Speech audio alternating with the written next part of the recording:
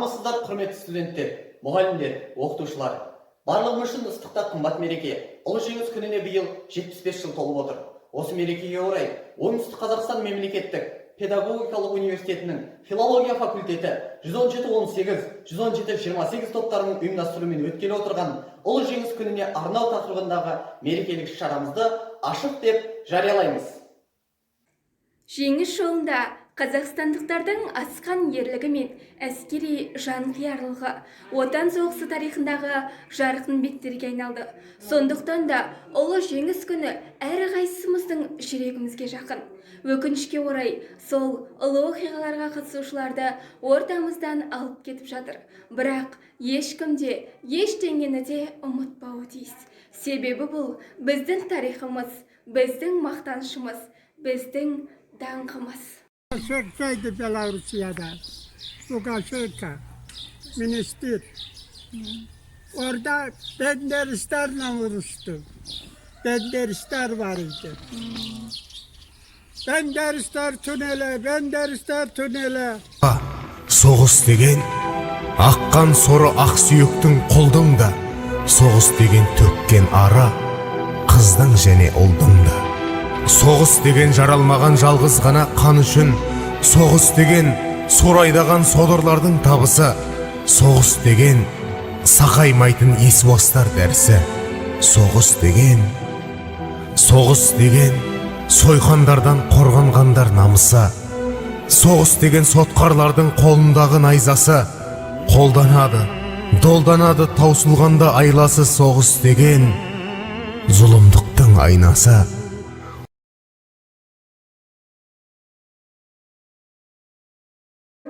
1941 жылы 22 маусымда фашистік Германия КСРО-ға тиесілі Брест қамалына шабуыл жасайды. Бұл ұлы отан соғысының басталуы болатын. Ресей ғалымдарының мәліметіне сәйкес, осы уақытта қамалды 7000 сарбаз қорғаған. Олардың 1000-і Қазақстан азаматтары. Жау шабуылынан аман қалған Брест қамалының қорғаушылары кейіннен партизандар қозғалысының қатарына қосылады. Ол құрамында 190 қазақстандық болған. Олардың көбі Беларусь жерінде жерленген. Ұлы отан соғысы адамзат тарихындағы ең қанды соғыстардың бірі болып табылады. Бұл жеңіс бізге сан мыңдаған құрбандықтармен келді. Ұлы отан соғысында кеңес үкіметі 27 миллион адамнан айырылып, 1710 қала мен 70 мыңға жуық деревнялар талқандалды. Қазақстаннан Ұлы отан соғысына 1.196.000 қазақстандық аттанған болатын. Оның барлығы жеңіске жетуімізге үлкен жол ашты. Ұлы отан соғысы кезінде Қазақстан армия және де флот үшін әскери кадрлар мен қосымша күштер дайындауға үлес қосты.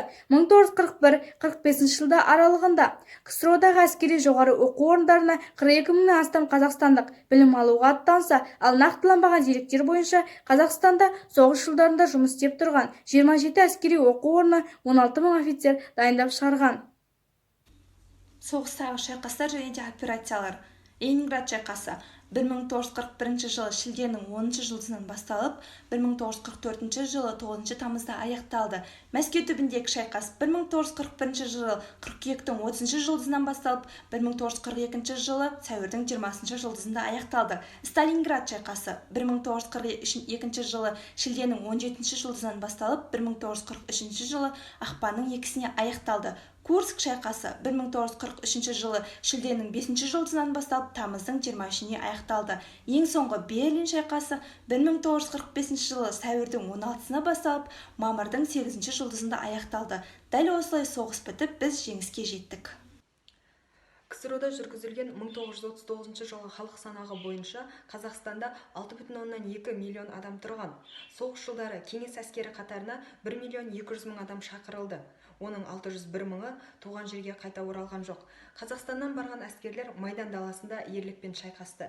100 мыңнан астам отандасымыз жауынгерлік ерлігі үшін медаль ордендермен марапатталды. Жылдағы жұмыс республика тарихындағы шешуші әрі маңызды мәселе болып табылады. Соғыстың алғашқы кезеңде экономиканы әскери жағдайға лайықтап қайта орналастыру іске асырылды. Аз мерзімнің ішінде көптеген өнеркәсіп орындары қорғанысқа қажетті өнімдерді өндіруге көшті. Және де соғыс кезеңінде Қазақстанда астық, картоп, көкөніс, жылы киім және басқа да өнімдерді майдан даласына жіберіп отырды. Қазақстандық тыл еңбеккерлері майданға 110 мыңнан аса жылқы, жаудан азат етілген аудандарға 500 мыңнан аса мал жіберген. Және де Мәскеу түбіндегі ауыр шайқастар жүріп жатқан кездің өзінде Шымкент темір жол комсомолдары Қазақстан комсомолы танк колоннасына қаржы жинап берді. Бұл бастама бүкіл республикада қолдауын тапты. 1942 жылғы қыркүйек айында Қазақстан комсомолы 45 жауынгерлік машинасы Сталинград жауынгерлеріне табыс етілді. Соғыстың соңғы кезеңінде Қазақстан пионері танк колоннасы жауды талқандауға қатысты. Отан соғысы 1945 жылы 8 мамырда Берлин түбіндегі Карлсхорстта Кеңес одағы, Америка құрама штаттары, Ұлыбритания және Франция алдындағы фашистік Германияның өзінің жеңілу жайында актіге қол қоюмен аяқталды. Сол күннен бастап 9 мамыр күні жеңіс күні деп тойланды. Бұл әнім барша аналарымызға арналады. Қабыл алыңыздар. Перзент сыры.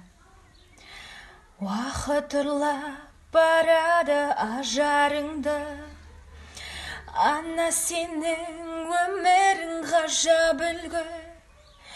Өткен күнге отырсың шүкір айтып, құтқа балап кешкен мың азабыңды. Сын шақтарда қалған жоқ шүгін қолап, жаныма ана сенің жырың қуат. Кеше біздер бал едік, түсінбеп біз, түсін алмай жүрміз ау бүгін бірақ.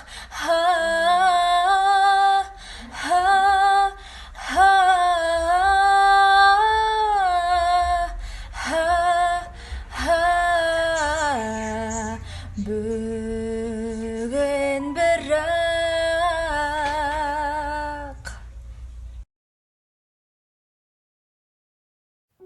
Еңбегін елге тән көріп, қан төгіп, намыс жан беріп, ерлікпен жеткен жеңістің астарында бар мән берік. Басыңа түскен бұлдағы бір сын, мөлтілдеп жастың ұшында тұрсың. Бозбала ұлдар, бой жеткен қыздар, елім желім деп қиылды қышын. Кеудені намыс кернеген еді, әлемді соғыс тербеген еді. Қаймана қазақ қонақ жай халқым мұндай сұмдықты көрмеген еді.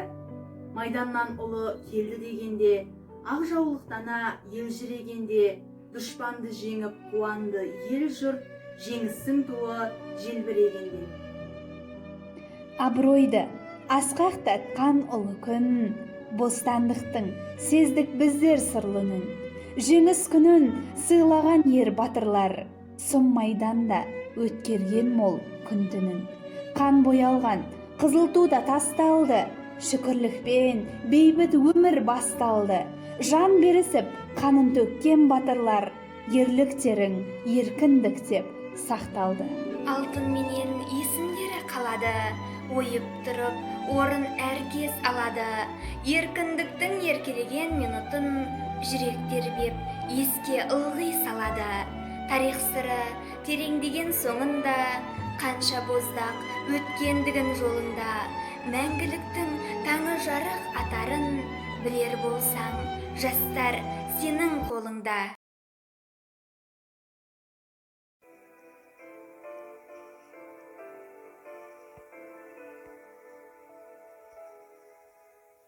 Өмірдің қаққан есігін арман туған жер, үкілеп таққан есімімді алған туған жер, шырылдап жатқан бесігім қалған туған жер.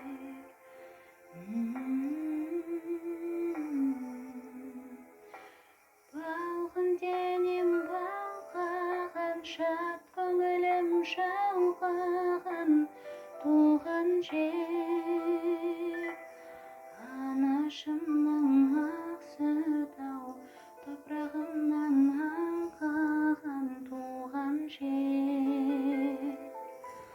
Ойын қуып аунаған жүрегімді баураған туған жер. Кең даласы кемнің құшағынан алмаған туған жер, туған жер. Табаны тасқа тілініп, ақ табан болып шұбырып, маңдайы тасқа ұрылып, жабанда қалып қырылып. Қанша рет өліп көрдік біз, қанша рет келдік тіріліп. Бәрінде жеңген қазағым, жұдырық болып жұмылып.